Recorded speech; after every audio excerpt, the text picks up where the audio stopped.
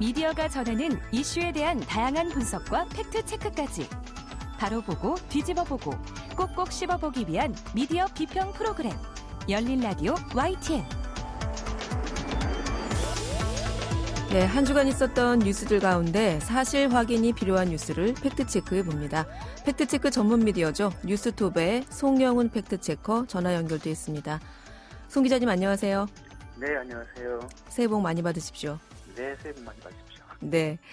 자, 송 기자님이 지난 한 해 저희 프로그램을 통해서도 해주신 팩트체크 내용 가운데 이 코로나19 관련된 게 사실 가장 많았던 것 같아요. 네. 네. 그런데 오늘도 이 관련된 뉴스 갖고 오셨네요. 네, 지난해 워낙 코로나를 빼놓고 얘기할 수 없는 한 해였고요. 백신 이슈가 있어서 네. 가장 관심 많은 코로나 백신 관련한 팩트체크입니다. 네. 우선 지난 12월 24일에 정부가 올 2월부터 의료진과 고령자 등 우선 접종 대상자부터 코로나19 백신 접종을 시작하겠다 이렇게 밝혔습니다. 그리고 7일 노영민 대통령 비서실장도 고위 당정청 협의회에서 2월이면 의료진, 고령자 등을 대상으로 접종이 시작될 것 이렇게 밝혔습니다.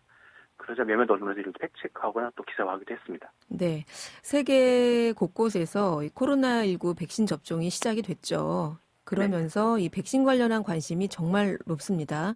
정부가 일단 2월부터 백신 접종을 시작하겠다고 방침을 밝힌 건데 진짜 2월부터 가능한 거냐? 네, 이런 팩트체크를 한 거네요. 네, 일부는 이런 팩트체크를 했는데요. 제가 보기에는 팩트체크라기보다는 그 시기에 좀 가능한 걸까 이걸 좀 확인해 본 것 같습니다. 좀 더 맞을 것 같긴 한데요. 네. 일단 기사 내용을 보면은 우선 12월 24일 정세균 국무총리가 중대본 회의에서 글로벌 제약사인 얀센 화이자와 코로나19 백신 구매 계획을 체결했다고 공식 발표했습니다. 그 내용 보면 얀센의 경우에는 당초 예정된 물량보다 200만 명 분이 더 많은 총 600만 명 분을 계약했다. 그리고 2분기부터 접종을 시작할 예정 이렇게 밝혔습니다. 또 화이자 백신은 1,000만 명분을 계약했고 3분기부터 국내에 들어온다. 도입 시기를 2분기로 앞당기기 위해서 노력하고 있다. 이런 말도 했습니다. 네. 사실 많은 언론에서 이 백신을 우리도 빨리 접종하자 이렇게 재촉하는 상황에서 이런 보도들이 나온 거예요. 네, 그렇게 볼 수 있죠. 네. 영국이나 미국 등지에서 또 백신 접종이 시작된 상황인 것도 맞고요. 사실이고요. 네. 그래서 이제 이런 보도들에 대해서 정부가 변명을 좀 내놓았는데요. 그 내용을 보면 우선 백신 접종을 시작한 나라들은 현재 코로나19로 인한 피해가 좀 커서 백신이 정말 절박한 나라들이다. 또 하나는 먼저 접종된 백신이 실제로 안전한지 또 부작용은 없는지 이런 것 좀 효과를 좀 봐야 되기 때문에 그런 것 좀 지켜볼 필요가 있다. 이런 말을 입장을 내놨습니다. 그러면서 다수 언론에서는 이제 좀 시기에 좀 집중했는데요. 네, 2월부터 실제로 가능한지였죠. 예, 우선 문화일보에서 2월 접종 시작을 단언하기 어려운 상황이다 이렇게 보도했습니다. 근거는 현재 긴급 승인 등으로 접종이 이루어지고 있는 백신은 화이자 백신이 유일한데 이 상반기 국내 도입은 생산 일정을 볼 때 사실상 어렵다. 또 정세균 국무총리도 각 제약사 생산 역량 등의 영향을 받기 때문에 단정지어 말하기는 좀 어렵다 이렇게 언급했다고 했습니다. 네. 그러면서 제목도 좀 자극적이었고 대체로 사실 아님이라는 결과를 내놓긴 했지만 기사 내용 자체는 크게 무리는 없었습니다. 그리고 뉴스포스트라는 매체가 있는데요. 여기서 해당 사안에 대해 자세히 잘 보도를 했는데요. 보도 내용을 보면은 우리나라에 들어올 것으로 예상되는 백신 중에서 해외에서 정식 승인한 백신은 화이자와 모더나뿐이다. 계약 체계를 완료한 화이자 백신의 경우 3분기에는 공급이 가능하고 모더나 백신은 아직 공급 계약 체계가 이루어지지 않았다. 다만 청와대에서는 스테판 모더나 CEO가 문 대통령과의 통화에서 2분기는 백신을 공급받겠다고 약속했다. 이렇게 보도했습니다. 네. 그리고 한국이 기대하고 있는 아스트라제네카 백신의 경우 아직 영국 의약품 건강관리제품 규제청의 기급 사용 승인을 받지 않은 상태지만 영국 내에서는 1월 4일 이전에 승인을 내릴 것으로 전망하고 있다는 것. 이렇게 보도했는데 보도 이후에 이게 승인은 났습니다. 그렇죠. 승인이 났죠. 네. 그리고 백신 국제기구인 코백스 퍼실리티의 경우에는 어떤 종류의 백신들이 올지 좀 불투명하다. 다만 질병청에서는 해외에서의 백신 승인과 상관없이 국내 식약처 인증을 통과하면 백신 접종이 가능하다 이렇게 입장을 밝혔다고 보도했습니다. 이 내용을 보면 이제 팩트들이 잘 정리됐고요. 근데 이런 팩트들을 가지고 이 매체에서는 판단 유보를 했습니다. 네, 정리해 보면 네. 2월에 백신 접종이 가능한가에 대한 질문에 문화일보는 어려울 것 같다. 이런저런 정황들로 봐서 어려울 것 같다. 이렇게 보도를 했고 뉴스포스트는 일단 좀 지켜보자. 이렇게 판단을 유보했다는 내용이네요. 네, 우리 송 기자님 보시기에 어떤 게 더 신빙성이 있어 보입니까? 네, 백신 팩트체크 아이템을 선정할 때 이게 앞으로 일어날 일에 대해서는 보통 팩트체크를 안 하거든요. 그렇죠. 저도 이게 이거는 예언자가 아닌 이상에는 네, 사실 네, 이거 네. 쉽지 않잖아요. 네, 근데 워낙 관심사이니까 이게 가능한지는 확인해볼 필요가 있는 게 언론의 의무인 것 같고요. 그런 입장에서 보면은 저도 판단 유무로 보는 게 맞을 것 같습니다. 이 상황이 보통 백신 개발에 걸리는 기간은 뭐 몇 년에서 10년까지 걸리거든요. 그렇대요. 이거는 워낙 이 상황 때문에 올 한 해만에 지금 급하게 출시된 것을 감안하면은 사실 아직도 많은 뭐 부작용인지 이런 변수가 나올 수 있을 것 같고요. 네. 이런 상황에서 앞으로 일어날 일들에 대해서 뭐 확정, 확신, 확언 이런 거는 사실 누구도 책임을 질 수가 없는 상황이라서 이건 또 제약사도 그렇고 각국 정부도 마찬가지고요. 네. 그래서 이런 상황을 감안할 때 저는 일단은 판단 유무로 보고 이런 팩트들이 있다 이렇게 알려주면 좋을 것 같습니다. 네. 자, 이렇게 전 세계 각국에서는 속속 백신이 승인되고 접종까지 이루어지는 상황인데 우리나라의 경우에 백신 승인 어디까지 와 있습니까? 예, 우선 그 법률을 찾아봤는데요. 이 백신 승인 절차는 우선 약사법에 따라서 제조 수입업체가 식약처에 의약품안전나라는 곳이 있는데요. 여기에 제출을 하고 품목허가 심사 절차를 거쳐야 됩니다. 또 여기에 백신의 경우에는 의약품 중에 백신의 경우에는 국가가 한 번 더 품질을 확인하는 국가 출하 승인 절차를 거쳐야 되거든요. 이런 과정이 지나야 이제 실제 유통이 가능하고요. 보통 식약처는 백신 품목 허가는 40일 이내, 국가 출하 승인은 20일 이내 처리를 목표로 하고 있다고 밝힌 바 있습니다. 네. 그런데 아직까지 백신 약사들이 품목 허가 신청을 한 것은 없는 상황이고요. 이거를 역산하면은 60일 역산하면 현재로서는 2월 접종은 불가능한 상황이죠. 그래서 아마 문화일 같은 경우는 이런 것도 감안한 것 같은데 이에 대해서 식약처에서는 정식 신청서를 내지 않았을 뿐, 그러니까 서류를 내지 않았을 뿐 넓은 의미에서 보면은 이제 품목허가 심사가 들어가는 것이라고 이렇게 설명을 했습니다. 화이자, 아스트라제네카, 얀센 등이 사전 검토를 신청한 상황이고 이 정식 품목허가 신청이나 출하 승인 과정은 이미 더 단축될 수 있다, 충분히 그럴 수 있다고 이렇게 밝혔습니다. 네, 오늘이 1월 2일인데 백신 품목 허가 그리고 국가 출하 승인 이런 기간을 고려했을 때 사실상 2월 이내에 백신 접종은 어려울 것으로 전망이 되지만 하지만 지금 특수한 상황이잖아요. 네, 그러니까 이런 허가 기간 등을 단축할 경우에는 뭐 단번에 그 절차를 줄이면서 가능할 수도 있다. 그러네요. 네, 지금 정부에서도 뭐 모든 부처가 지금 이거에 매달려 있죠. 상황이고요. 네. 예, 우선 숫자를 좀 따져보면 현재 정부가 구매한 분량은 4,600만 명분입니다. 우리나라 전체 인구의 88.8%에 해당하는데요. 이 백신 접종 가능 인구인 18세 이상 인구로는 100% 넘습니다. 104.3%에 해당하는 분량이고요. 18세 이상이라는 기준은 이게 워낙 급하게 개발하다 보니까 아직 그 미성년 18세 미만 인구에 대한 임상심 결과가 없습니다. 그래서 18세 미만에 대해서는 좀 지켜봐야 되는 상황이고 우선 정부는 2월 그리고 적어도 3월에 접종 시작을 목표로 지금 총력으로 다하고 있는 상황이고요. 이 정확한 접종 일정은 올 1월 중에 발표한다고 했습니다. 네. 이 정도가 팩트로 볼 수 있습니다. 네. 네. 그리고 작년 11월 28일 문재인 대통령이 모더나사의 스테판 반셀 최고경영자와 한국에 2천만 명 분량인 4천만 도주의 백신을 공급한다고 합의했다고 밝혔는데요. 네. 예, 그 아까 말씀드린 4,200만 분을 넘어선 분량인데요.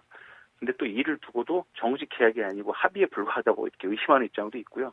또 청와대가 그 모더나 최고 경영자와 합의한 내용을 발표한 건데 이거를 그렇게 의심하기는 좀 너무한 거 아니냐 이런 입장도 있습니다. 그렇군요. 네. 그 백신 확보가 상대적으로 다른 나라보다 한국이 좀 늦었다. 이런 점 때문에 이번에 여러 언론에서 정부의 대처를 비판하기도 했는데요. 네.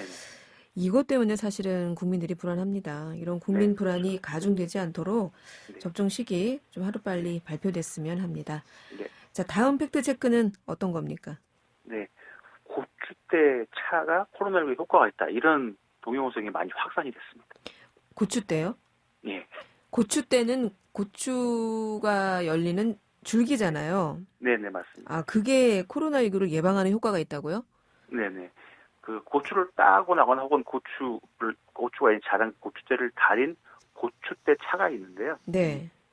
처음 들어보는데. 코로나19에 저도 이번에 처음 봤습니다. 네. 코로나19 치료 예방에 좋다는 내용 유튜브 동영상에 관심을 모았고 주로 어르신들 단톡방, 저희 어머니도 받으셨더라고요. 단톡방에 많이 공유가 됐고요. 네. 근데 내용을 보니까 자신을 한의사라고 소개한 분의 영상이니까 더더욱 관심을 모았습니다. 네. 예, 그 유튜브 내용에는 여러 명의 시청자들과 함께 고추 대차를 직접으로 제조하고 시연을 했습니다. 그러면서 확진자의 경우는 하루 1리터를 복용하고 예방 차원의 분들에게는 500cc를 복용하면 좋다. 이렇게 용량까지 정확히 알려줬고요. 네. 그러면서 자막으로는 고추 대차는 코로나19 바이러스뿐만 아니라 모든 바이러스를 사멸시키는 효과가 있다. 이렇게 주장했습니다. 예, 이렇게 주장하면서 근거를 말씀하시긴 했는데 네. 고추는 바이러스 공격이 심해서 방어물질을 생산에 함유하게 된다. 여기에 착안해서 환자에게 써봤더니 드라마틱한 효과가 나타났는데 자막으로 보면은 필리핀 확진자 9명 테스트 이틀 후 검사 결과 9명 모두 양성해서 음성으로 판정 나옴. 이렇게 자막을 썼습니다. 그렇군요. 네. 아니 예전에 그 선배들이 감기 걸려서 콧물 나오고 한다고 하면 소주에 고춧가루 타서 한 잔 마시고 푹 자고 나면은 감기 다 낫는다 이런 말씀하셨잖아요. 네네네. 참 이게 고추대차가 이렇게 모든 바이러스를 잡을 정도로 이른바 항염 이런 효과가 있다는 건데 이게 근거가 있는 얘기인가요? 예, 이게 참 과학적인 근거가 조금 더 있으면 좀 더 솔깃했을 것 같은데요. 네. 동영상에서는 그런 내용 하나도 없었고요. 그러다도 불구하고 이제 해당 영상에 대한 관심이 폭발적으로 들자 이 중앙재난안전대책본부가 답을 내놨습니다. 네. 네, 손영래 복지부 대변인은 대추, 천일염 등 일부는 그나마 식품이기 때문에 너무 지나치게 섭취하지 않는다면은 큰 문제 없을 것으로 보이긴 하지만 그런 것이 아닌 일부는 안전성 자체에 문제가 있을 수 있다. 특히 민간용 복통을 너무 신뢰하셔서 종교의료 체계에서의 치료를 방기하시거나 그 의무를 소홀히 할 때는 위해가 될 수 있다고 밝혔습니다. 네. 예, 그 논란이 좀 더 이렇게 커지자 해당 유튜브는 동영상 정보에다가 바이러스 감염 예방에 좋은 면역력 개선과 증상 개선에 탁월한 고추대차를 공개할 수 있어 다행스럽게 생각합니다.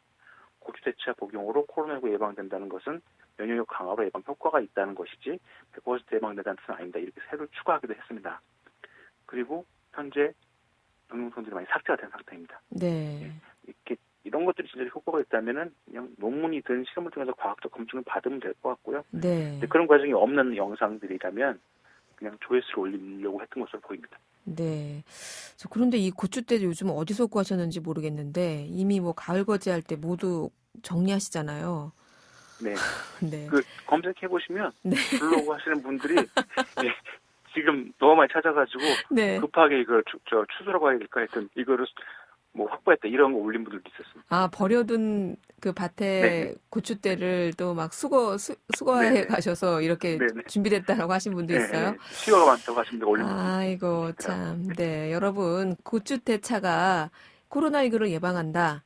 이런 유튜브 보셨다면 확인되지 않은 허위 정보일 수 있으니까 맹신하시면 안 되겠습니다. 네. 그리고 네. 술에 고춧가루 타먹은 것도 저도 한번 해본 적이 있는데요. 네. 전혀 효과 없습니다. 속에 탈만 납니다. 네. 오히려 위장만 상한답니다. 네네. 어릴 때 해봤습니다. 네. 선배들이 시켜가지고. 알겠습니다. 오늘 팩트체크 여기까지 듣겠습니다. 오늘 말씀 고맙습니다. 네, 감사합니다. 예, 지금까지 뉴스톱의 송영훈 팩트체커였습니다. 열린 라디오 YTN에서는 시청자 여러분의 목소리를 듣습니다. 참여 신청과 의견은 유료 문자 샵 0945, 우물정 0945나 YTN 라디오 프로그램 열린 라디오 YTN 게시판을 통해 남겨주세요. 네, 한 주간 뉴스를 꼭꼭 씹어보는 시간 미디어 비평입니다. 오늘은 김원경 뭉클미디어 인권연구소장과 전화 연결돼 있습니다. 소장님 안녕하세요. 네, 안녕하세요. 네, 새해 복 많이 받으세요. 네, 감사합니다. 새해 복 많이 받으십시오. 자, 새해 첫 시간인데 오늘 어떤 소식 갖고 오셨나요? 예, 2020년을 그냥 보내기 아쉬워서요. 지난 한 해 동안에 언론이 인권과 관련해서 어떤 좋은 역할을 했고 또 어떤 나쁜 역할을 했는지 좀 살펴보려고 합니다. 네. 언론이 정치 권력과 경제 권력 그리고 세상의 모든 부조리와 비리 같은 것을 이제 감시하는 감시견의 역할을 해야 한다라고 우리가 말하잖아요. 네. 그런데 저는 그것보다 더 우선되는 거는 언론은 사람이 우선인 세상을 만들기 위해서 우리 주변에 있는 소외받는 사람들, 부당하게 차별받고 있는 사람의 문제, 억울한 사람들의 이야기를 발굴해서 이슈화하고 이것을 개선하기 위해서 그 이슈를 키워나가는 책무가 있다고 생각합니다. 네. 그런데 사람들이 언론을 필요로 하는 이유가 바로 그것이기도 하고요.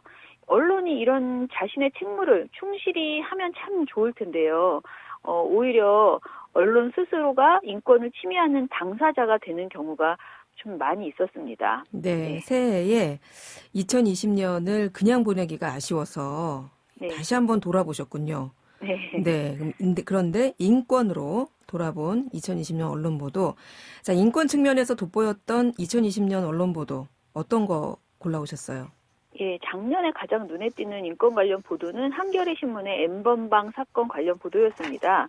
사실 N번방 사건은 2020년은 아니고 2019년부터 시작된 겨울부터 시작된 보도였는데요. 네. 텔레그램에 퍼지는 성착취라는 탐사 취재를 통해서 N번방 사건이라고 하는 성착취물 제작과 배포 범죄 보도에 단초를 제공했던 한겨레 신문이 굉장히 인상적이었습니다. 네. 이 보도는 한겨레에서 굉장히 상을 많이 받았는데요. 2019년 11월 민원연의 이달의 좋은 보도상, 그리고 한국기자협회가 2020년 4월에 이달의 기자상을 줬고요. 그리고 국제 엠네스티의 언론상과 최근에는 관훈 언론상도 받았습니다. 물론 N번방 관련 보도는요, 한겨레 신문만 잘한 건 아닙니다. 우선 이 사안을 먼저 인지하고 용감하게 이슈화했던 대학생 기자단이 있었어요. 이름이 추적단 불꽃인데요. 네. 많은 사람들이 한겨레의 단독 가장 먼저 보도했다라고 생각하시지만 사실은 추적단 불꽃이 먼저 이 내용을 보도를 했고 한겨레가 같이 손을 잡고 이 내용을 이제 키운 것이다 이렇게 생각하시면 됩니다. 그리고 국민일보 역시 굉장히 훌륭한 취재를 했는데요. 네. 가해자들이 자신들은 절대 잡히지 않을 것이라고 단언했던 N번방 사건이었는데 텔레그램 비밀방이라는 곳을 처음 취재하는 것이다 보니까 굉장히 취재하기도 힘들었을 것 같고 내용을 보면은 굉장히 숨막히고 답답하고 정말 분노할 수밖에 없는 사안이었기 때문에 이 관련 보도는 취재하고 보도하기가 굉장히 까다롭고 힘들었던 것 같습니다. 네. 이런 사안을 발굴해서 공론화하고 수사와 처벌, 관련 범죄자에 대한 양형을 개정하고 또 피해자와 재발 방지를 위한 제도 개선까지 이끄는 데 있어서 언론의 역할이 굉장히 컸습니다. 한마디로 굉장히 인권 문제에 있어서 언론이 좋은 역할을 했던 대표적인 2020년의 사안이었다라고 볼 수 있습니다. 네. 저희가 지난 한 해 동안 이 N번방 사건에 대해서도 여러 차례 다뤄주셨던 걸로 기억을 해요. 네. 그때 주로 선정적인 보도들, 문제가 네. 있는 보도들에 대해서 저희가 주로 비판을 했었는데 오늘은 웬일인지 칭찬부터 시작하셔서 어쩐 일인가 싶었습니다. 네. 네, 이렇게 이른바 N번방 사건을 심도 있게 추적 보도한 한겨레 그리고 국민일보, 그에 앞서서 대학생 기자단, 추적단 네. 불꽃 얘기를 해주셨고, 자, 두 번째 인권 보도 어떤 게 있을까요? 저는 작년에 가장 인상적이었던 게 여러 언론사들에서 인터랙티브 기사 형태로 인권 문제를 조명한 보도들이 이어졌다는 거예요. 네. 그중에서 가장 눈에 띄는 것은 경향신문에 매일 김용균이 있었다라는 보도입니다. 네. 이 보도는 2018년부터 보도를 이어왔던 사실 사안인데요. 2018년 1월부터 2019년 9월까지 발생했던 산업재해 사망사고 1,305건을 전수조사한 뒤에 그 희생자 한 명 한 명의 죽음을 기록한 그런 기사였습니다. 인터랙티브 뉴스 사이트를 만들었는데요. 이게 무슨 뜻인지 잠깐 설명을 드리면요. 네, 설명해 주세요. 단어 뜻 그대로 독자와 상호작용하는 반응형 뉴스라고 할 수 있습니다. 텍스트로만 된 기사가 아니고요. 이 인터랙티브 뉴스들은 대부분 우리가 프레젠테이션을 받는다라고 느껴지게 보도가 구성되어 있습니다.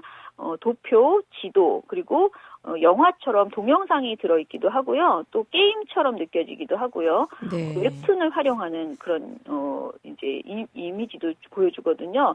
우리가 아주 쉽게 말해서 카드 뉴스로 뉴스를 많이 접하잖아요. 최근에. 네. 근데 거기에서 조금 더 이제 나아가서 카드 뉴스 속에 영상도 들어있고 게임도 들어있고 그러면서 관련된 주제를 충분히 담아줄 수 있는 거예요. 하나의 홈페이지를 만드는 그런 느낌을 주는 그런 보도들인데요.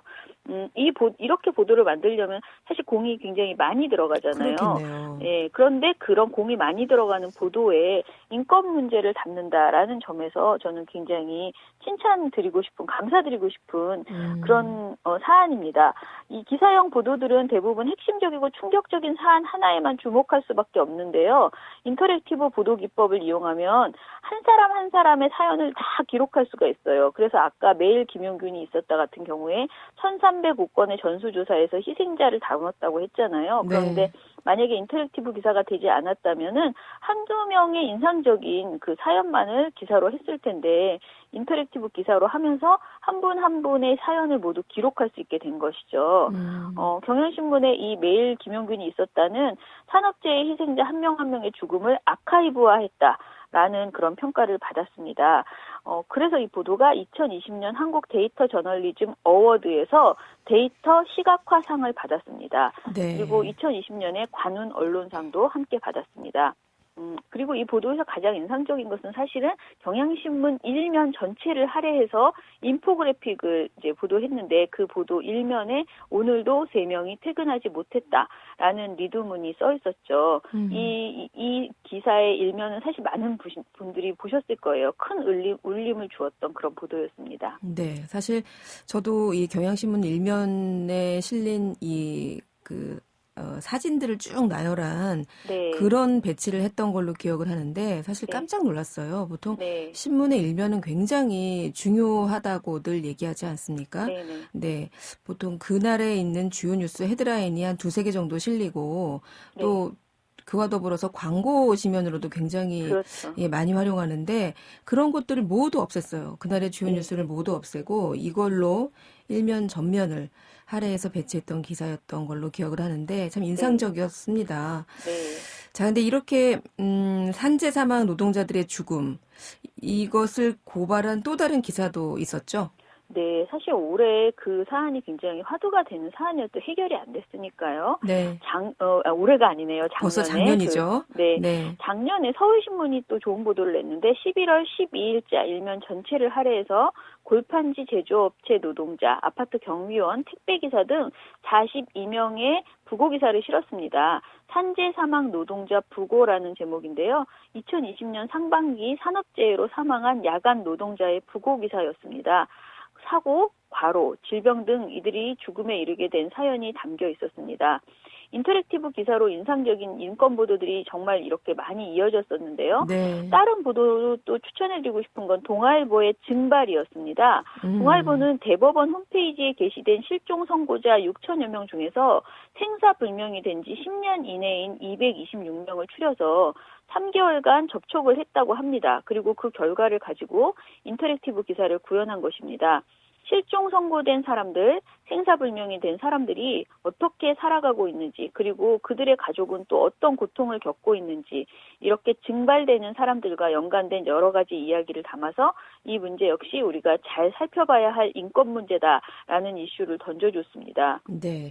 자, 새해 첫 주말을 맞아 이런 좋은 소식들만 들으니까 마음이 좀 훈훈해지는데요. 네. 다시 보고 싶은 인권 보도 더 있을까요? 조금 더 칭찬드리고 싶은 보도들도 있는데 MBC의 경우에는 소수 의견이라는 그 뉴스 속에 있는 코너가 하나 있는데요. 네. 언론인권센터가 이 소수 의견에게 상을 줬습니다. 2020년 언론인권상으로 MBC 인권사회팀의 소수 의견 보도 코너가 보도한 장애기획 연속 보도를 선정했더라고요. 또 YTN에서도 좋은 보도가 있었는데요. YTN이 어린이집 특별 취재를 해서요. 어린이집 위탁 운영 업체 리베이트 실태를 연속 보도했습니다. 이 보도도 이달의 기자상을 작년에 받았고요. 이 보도는 민간 어린이집과 위탁 운영 업체의 수상한 공생관계를 보도했는데요. 이 보도가 제가 칭찬해주고 싶은 것은 제가 이 방송에서 한번 내부 고발자 문제를 말씀드린 적이 있거든요. 네, 그랬습니다. 그런데 그 내부 고발자의 고발을 언론사가 얼마나 제대로 담아서 보도했는지 대표적인 그런 사례라고 볼 수 있습니다. 내부 고발자의 고발을 토대로 해서 오히려 그것을 아주 꼼꼼하게 언론사가 그림으로 정말 제대로 보여주는 리베이트를 주고받는 구체적인 수법과 어린이집 원장들의 공모관계, 당국의 허술한 현장 점검 실태 등을 취재해서 경찰의 수사와 정부의 대책까지 끌어냈던 그런 좋은 보도를 YTN이 한 바 있습니다. 그랬군요. 네. 자, 지금까지는 일단 칭찬을 많이 해주셨어요. 좋은 인권 보도다 이렇게 말씀해 주셨는데 자, 이제 슬슬 반면에 이렇게 언론이 인권에 걸림돌이 되었던 보도들 있지 않을까 싶은데 어떻습니까? 굉장히 많죠. 네. 2020년은 사실 코로나19로 굉장히 힘든 그런 한 해였잖아요. 네. 그래서인지 차별과 혐오 표현이 커진 해였습니다.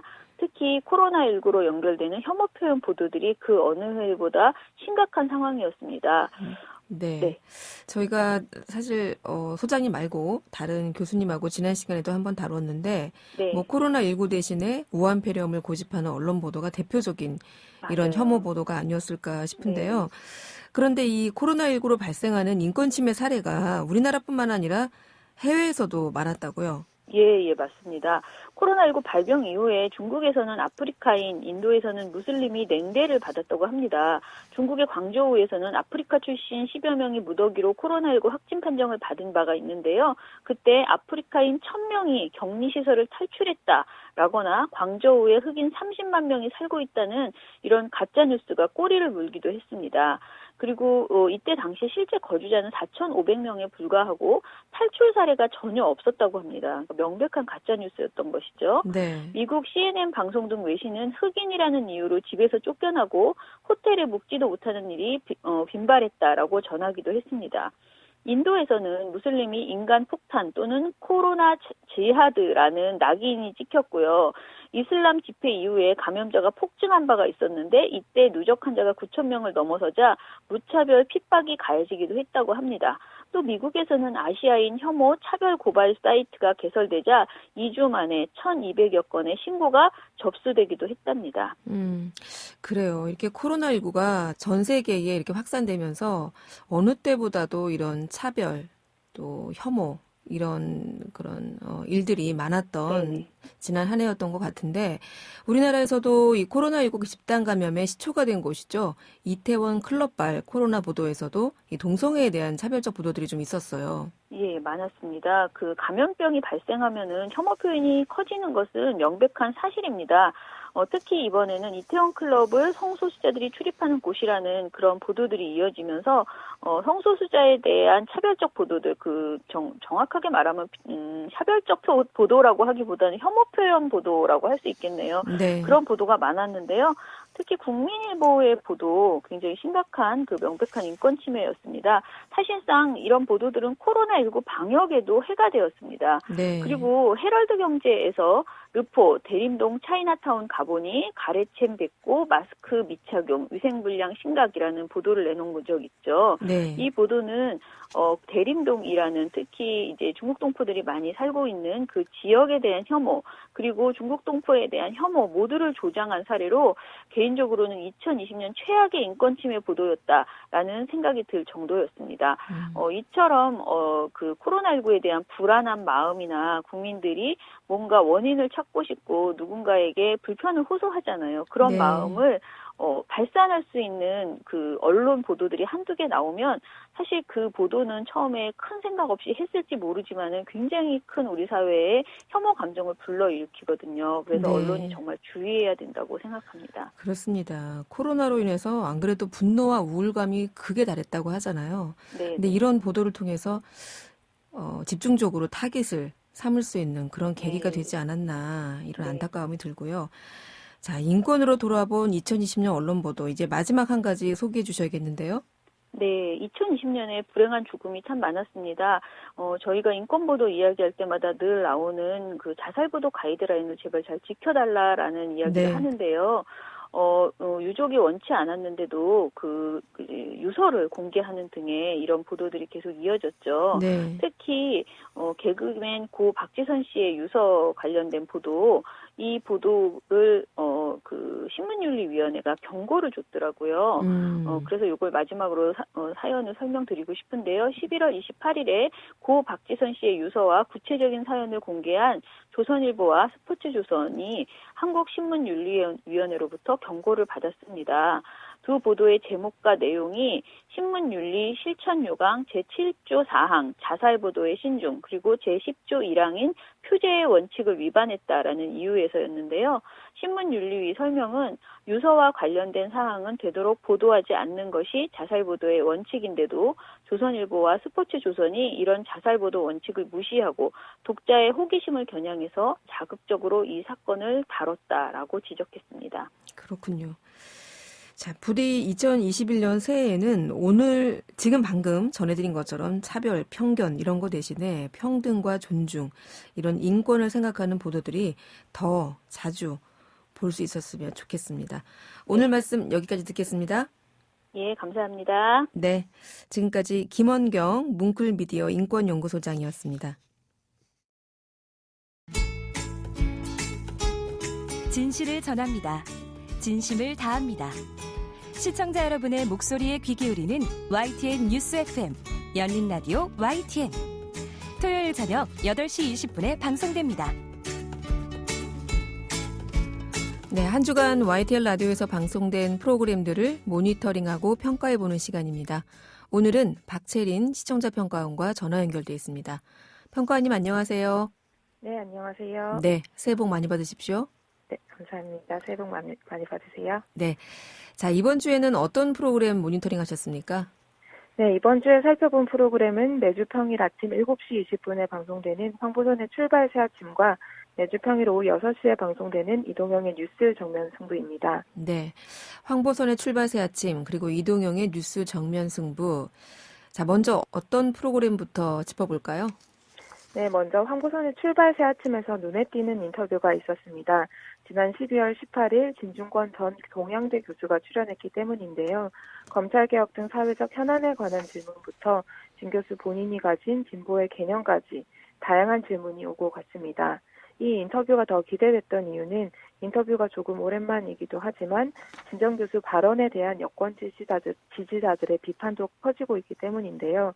그래서 진행자가 이 부분과 관련해서 좀 날카롭게 질문을 해주길 기대했고 진 전 교수의 답변도 궁금했습니다. 그런데 막상 인터뷰를 들어보니 날카롭다거나 많은 사람들이 궁금해하고 있을 만한 그런 내용은 찾아보기가 어려웠습니다.